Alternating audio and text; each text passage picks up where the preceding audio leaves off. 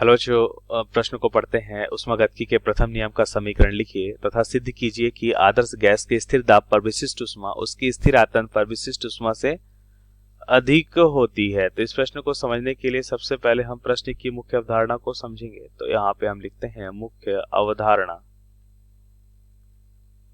यहाँ पे हम देखेंगे मुख्य अवधारणा।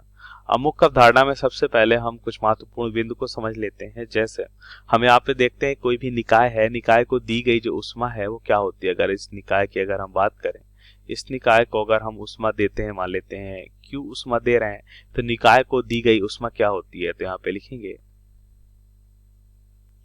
निकाय को दी गई ऊष्मा क्या होगी। निकाय को दी गई ऊष्मा होती है, इसे हम लिखते हैं Q से, तो Q बराबर हो जाएगा, यहाँ पे हम लिख सकते हैं N CP डेल्टा T। तो ध्यान से देखिए यहाँ पे N क्या होता है, N होता है मोलों की संख्या, गैस के मोलों की संख्या। CP क्या होता है, यह होता है नियत ताप पर विशिष्ट ऊष्मा कहलाता है। और डेल्टा T क्या होता है, ताप में जो वृद्धि हुई है, जो परिवर्तन हुआ है। अब हम यहाँ पे देखेंगे दूसरा महत्वपूर्ण बिंदु कि अगर हम नियत आयतन पे अगर ऊष्मा देते हैं, वो उसकी आंतरिक ऊर्जा में वृद्धि करता है। तो यहाँ पे लिख सकते हैं आंतरिक ऊर्जा कितनी होगी किसी भी निकाय की, यदि हम डेल्टा टी ताप वृद्धि करते हैं तो उसके आंतरिक ऊर्जा क्या होगी। तो आंतरिक ऊर्जा को हम डेल्टा यू से लिखें, आंतरिक ऊर्जा यह हो जाएगी N C B delta T. मतलब एन गैस के मोलों की संख्या, सी भी क्या होता है, नियत आयतन की विशिष्ट ऊष्मा कहलाती है, और डेल्टा टी यहाँ पे ताप में परिवर्तन होता है। तो हमने देखा कि यदि डेल्टा टी ताप में परिवर्तन हो रहा है तो उसकी आंतरिक ऊर्जा में क्या परिवर्तन होगा, N C B delta T का परिवर्तन होगा। और निकाय पे किया गया कार्य कितना होता है, जिसे हम लिखते हैं W से, यह होता है P इंटू डेल्टा V होता है। क्या होता है, P इंटू डेल्टा V होता है। और आदर्श गैस समीकरण भी समझ लेते हैं क्या होता है। यहाँ पे हम लिखेंगे आदर्श गैस समीकरण। आदर्श गैस समीकरण, इसे हम लिखते हैं P V बराबर nRT। यहाँ पे हमें पता है P गैस का दाब, V गैस का आयतन, N मोलों की संख्या, R क्या है, गैस नियतांक। ये सभी आदर्श गैस के लिए समान होता है। T क्या होता है, परम ताप। ये हमेशा किस में होना चाहिए, केल्विन में होना चाहिए। अब प्रश्नानुसार उत्तर को समझ लेते हैं। तो ऊष्मागतिकी के प्रथम नियम का समीकरण लिखना है। तो हम यहाँ पे देखते हैं प्रथम नियम का समीकरण क्या होगा। ऊष्मागतिकी का प्रथम नियम यहाँ पे लिखते हैं ऊष्मागतिकी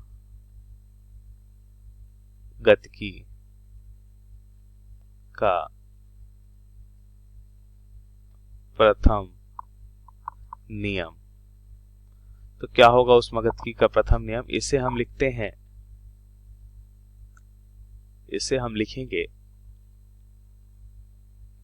Q मतलब निकाय को दी गई ऊष्मा, उस निकाय में की आंतरिक ऊर्जा में परिवर्तन और उस पे किए गए कार्य के बराबर होता है। यह ऊष्मागतिकी का प्रथम नियम होता है। इससे हम याद रखेंगे। अब हम यहाँ पे सिद्ध करते हैं कि आदर्श गैस में स्थिर दाब पर विशिष्ट ऊष्मा उसकी स्थिर आयतन विशिष्ट ऊष्मा से अधिक होता है। तो यहाँ पे ध्यान से देखिए, जैसा हमने मुख्य अवधारणा में देखा, अब यहाँ से हम सिद्ध करते हैं कि Cp का मान Cv से ज्यादा है या नहीं। तो इसके लिए सबसे पहले हम यहाँ पे, जैसा कि मुख्य अवधारणा में हमने देखा कि किसी भी निकाय को दी गई ऊष्मा क्या होती है, N Cp डेल्टा T, और उसकी आंतरिक ऊर्जा में वृद्धि क्या होती है, N Cv डेल्टा T, और किया गया कार्य क्या होता है, P इंटू डेल्टा V। अब आदर्श गैस समीकरण हम जानते क्या होता है, PV इक्वल्स टू nRT। और यहाँ पे हमें पता है कि नियत दाब पर अगर हम देखें तो कह सकते हैं दाब नियत रहेगा तो आयतन परिवर्तन डेल्टा V होगा। nR अब ये तो दिए गए गैस के लिए एक नियतांक ही रहेगा, मोलों की संख्या नियत रहेगी, और R सभी आदर्श गैस के लिए समान होता है। तो इसमें परिवर्तन होगा डेल्टा T, ताप में परिवर्तन होगा। इस तरह से हम देखते हैं NCP डेल्टा T बराबर NCV delta T plus P delta V के स्थान पे हम क्या लिख सकते हैं, NR डेल्टा T। अब ध्यान से देखिए, तो यहाँ पे N डेल्टा T को हम क्या कर सकते हैं, कैंसिल कर सकते हैं, N delta T N delta T N delta T. तो हमें क्या मिलेगा, सी पी बराबर सी बी प्लस आर। तो हम क्या यहाँ पे देख सकते हैं कि सी पी का मान क्या है, नियत आयतन पर विशिष्ट ऊष्मा, और ये मान तो हमें पता है धनात्मक है, तो इसका मतलब सीपी का मान क्या हो जाएगा, और ज्यादा हो जाएगा सीवी से। तो यहाँ से तो हम कह सकते हैं कि सीपी हमेशा सीवी से बड़ा होगा। और यहाँ पे ध्यान से देखिए तो हम यहाँ पे देखेंगे कि ये क्या कहलाता है, ये हमारा मेयर समीकरण भी कहलाता है, मेयर समीकरण। अब ये ज्यादा क्यों होता है यह भी समझ लेते हैं। ये तो हमने देखा कि सीपी का मान सीवी से ज्यादा है। अब क्यों ज्यादा है ध्यान से देखिए तो हम देखते हैं कि नियत, हम यहाँ पे देखेंगे नियत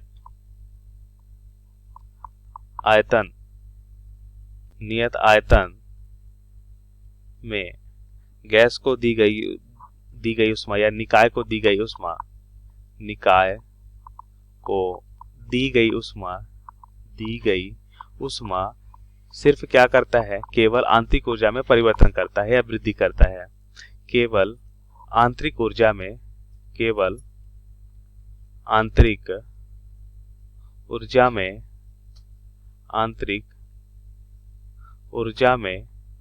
परिवर्तन करता है, केवल आंतरिक ऊर्जा में परिवर्तन करता है। लेकिन हम यहाँ पे देखते हैं, लेकिन नियत दाब पर दी गई ऊष्मा, लेकिन हम यहाँ पे देखेंगे, लेकिन नियत दाब में दी गई ऊष्मा, नियत दाब में दी गई ऊष्मा,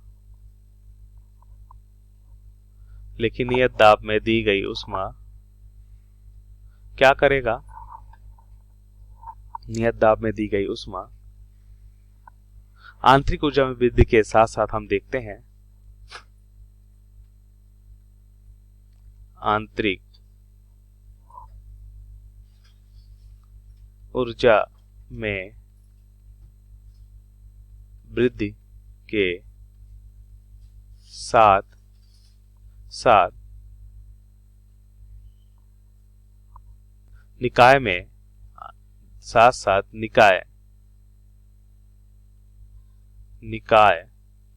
में कार्य या ऊर्जा भी सम्मिलित होता है।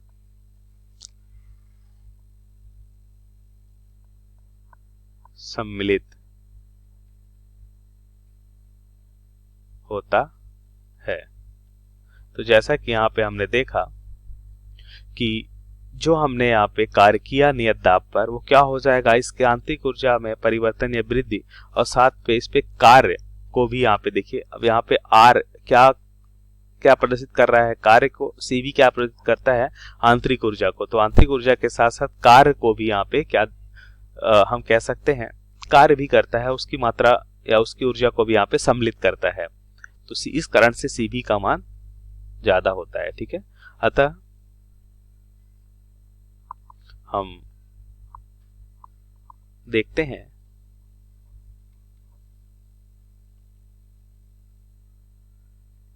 कि सीपी बड़ा है सीवी से, या हम कह सकते हैं कि सीपी